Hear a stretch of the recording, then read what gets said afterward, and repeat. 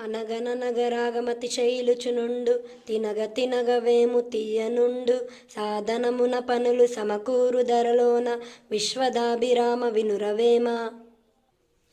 అతిశయిల్లు అంటే అభివృద్ధి చెందు, సాధనము అంటే అభ్యాసము, సమకూరు అంటే నెరవేరు, ధర అంటే భూమి లేదా నేల.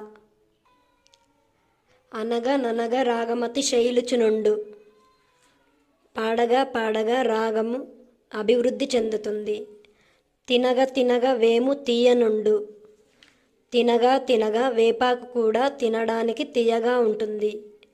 సాధనమున పనులు సమకూరు ధరలోన బాగా సాధన చేస్తే ఎంతటి కష్టమైన పనినైనా తేలికగా చేయగలుగుతాం. విశ్వదాభిరామ వినురవేమ. ఓ వేమ వినుము.